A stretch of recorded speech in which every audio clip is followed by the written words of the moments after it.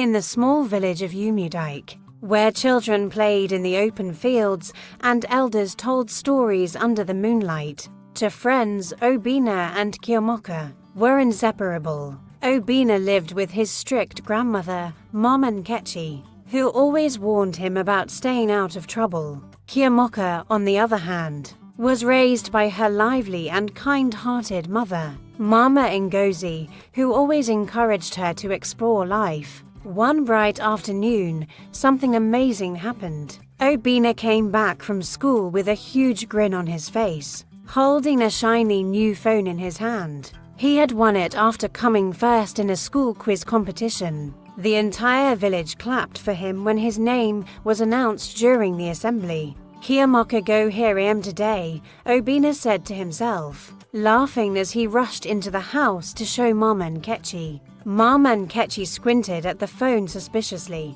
Obind, you know you're not to use this thing to spoil yourself. Use it for your studies. Nothing else. Yes, Mama, Obinna replied. But deep inside, he couldn't wait to explore the phone. Later that day, Chiamaka came to visit. As soon as she entered the compound, Obinna jumped up and waved the phone at her. Guess what, Chiamaka? I now have my own phone. Chiamaka's eyes opened wide in surprise. Obinna, this phone ain't no be small. What can it do? Obinna proudly showed her how he could play games, take pictures, and even watch videos. See these funny videos I downloaded, he said, opening an app and scrolling through. Chiamaka giggled as they watched a dancing cat video. But soon, Obinna scrolled too far and stopped at a strange video with a confusing thumbnail. It showed two people doing something neither of them fully understood. Obinna, what and be this one? Chiamaka asked, her eyebrows furrowing. I don't know, Obinna replied, curious. Should we watch it?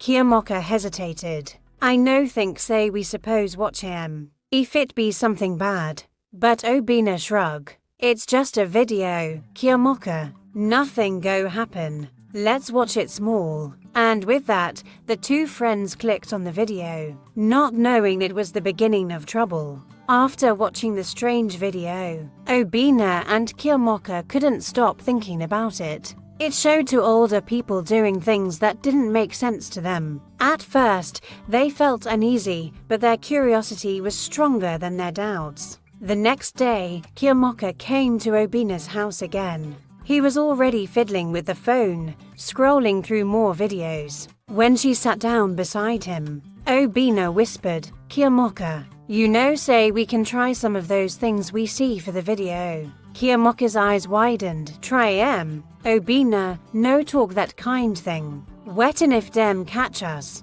Nobody go catch us, Obinna said, grinning. We go behind Mom Nkechi's cassava farm. Nobody dey go there. It's just a game. At first, Chiamaka shook her head. She knew it wasn't right, but Obinna kept talking. No be small pickin' we be again? We go just try small and stop. Nobody go sobby. Chiamaka hesitated, but eventually she gave in. Okay, but if we hear person voice, we go run. That afternoon, they sneaked behind the cassava farm. The place was quiet, with only the sound of birds in the trees. Obinna brought out the phone and played the video again. They laughed nervously as they tried to copy what they saw. It felt like a strange game, but neither of them fully understood what they were doing. Obinna, this thing no even makes sense, Chiamaka said, frowning. Not true, Obinna agreed.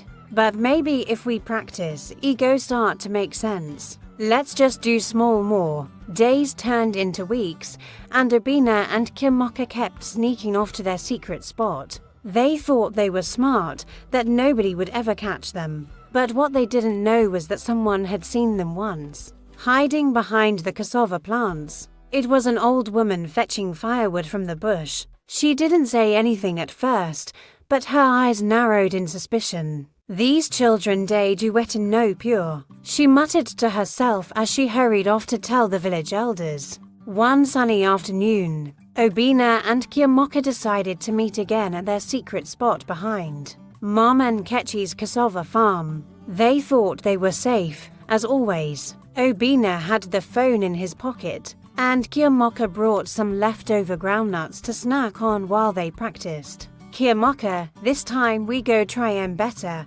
Obinna said confidently. Chiamaka sighed but nodded.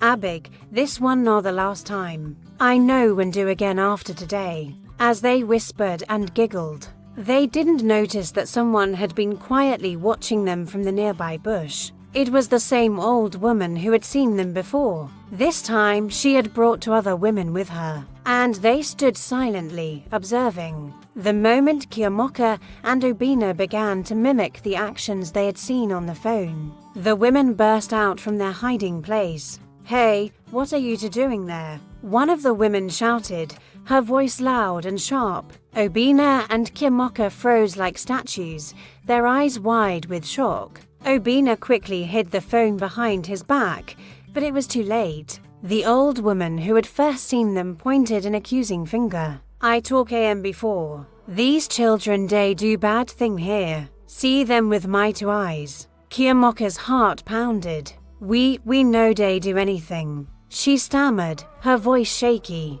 Shut up there. Another woman barked. You think we no see you. Small children like Una day do wet and no pure for this bush. Una parents go hear this nonsense today. Before they could run, the women grabbed them firmly by the arms and marched them straight into the village square. A small crowd began to gather as word spread quickly. Mama Nkechi and Mama Ngozi were called, and when they arrived, their faces were filled with confusion and worrying. Obinna, what can you do this time? Mama Nkechi shouted. Chiamaka, tell me this is not true. Mama Ngozi cried, her voice shaking. The elders soon arrived and silence fell over the crowd. We must hear what these children have to say, one elder declared. Speak now. Obinna and Chiamaka exchanged fearful glances, knowing they were in deep trouble. Obinna and Chiamaka stood before the elders in the village square, their heads bowed in shame. The crowd murmured, some shaking their heads, others whispering about what they had seen or heard. Mama Nkechi and Mama Ngozi looked on, their faces a mix of anger and embarrassment. Children, what exactly were you doing behind the cassava farm? One of the elders, Pa Okik, asked sternly. His deep voice silenced the murmuring crowd. Obinna glanced at Chiamaka, tears welling up in his eyes. We no mean any harm, Papa, he stammered. We just day try something we see for phone. What did you see on the phone that made you act like that? Mama Adoku, one of the elders, leaned forward, her voice sharp. Talk true now. Obinna hesitated, looking at the ground. He didn't know how to explain the strange videos they had watched. Chiamaka, trembling, finally spoke. We see older people for the phone, doing something. We think say maybe we fit do too. The crowd gasped. Some covered their mouths, while others shook their heads in disbelief. Pa Okik raised his hand to quiet the uproar. This is what these new phones and the internet have brought to our children. Things way dem no suppose see, dem they see anyhow, he said angrily. Mama Nkechi stepped forward, pointing at Obinna. You mean say nor the phone way I warn you about don't lead you into this disgrace? Obinna, I no fit believe this. Mama Ngozi, holding Chiamaka's hand tightly, wiped her tears. Chiamaka, how you take allow this kind thing? You no even get sense to stop After hearing their explanations,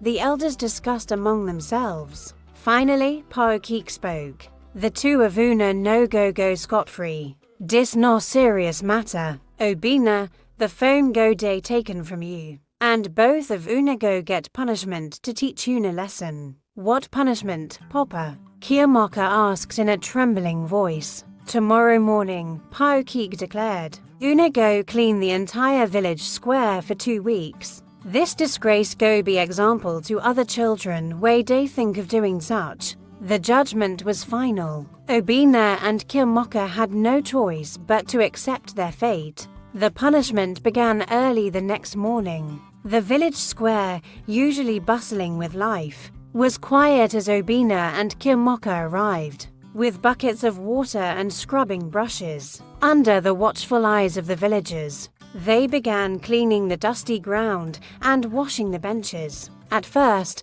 the task felt unbearable. The sun blazed down, and their backs ached as they scrubbed endlessly. Some villagers passed by, shaking their heads in disapproval, while others whispered, their words cutting deep. "See as dem small children dey behave like adults," one woman muttered. "But no the phone spoil them," another replied. "These children no fit handle such things." Obinna and Chiamaka worked in silence, their shame too heavy to speak. Every time their eyes met, they felt the weight of their mistakes. During one of their breaks, Chiamaka sat under the shade of a tree, her face streaked with tears. "Obinna, why we no stop when we first see those videos?" she asked, her voice barely above a whisper. "I no," Obinna replied, his voice filled with regret. "I think say nah just fun. I know Sobby say ego turn like this." Days turned into weeks, and as they continued their punishment, something began to change. They started to understand the seriousness of their actions and the trust they had broken. The elders often stopped by to offer advice. Curiosity no be bad thing, Paokik told them one afternoon. But you must learn to control am. No be everything you see or hear you suppose follow. Some things fit spoil your life. By the end of their punishment, Obinna and Chiamaka felt a deep sense of remorse. They returned to the village elders and their parents, kneeling to apologize. "We don learn our lesson," Obinna said sincerely. "We promise say we no go ever do this kind thing again." The elders nodded in approval. Mama Nkechi and Mama Ngozi forgave their children, but they warned them never to repeat such mistakes. From that day forward, Obinna and Chiamaka focused on the simple joys of childhood, playing games, helping their families, and learning from their elders. The phone, now locked away, became a reminder of the dangers of unchecked curiosity. And so they grew wiser, understanding that some boundaries must never be crossed, no matter how tempting the curiosity may be.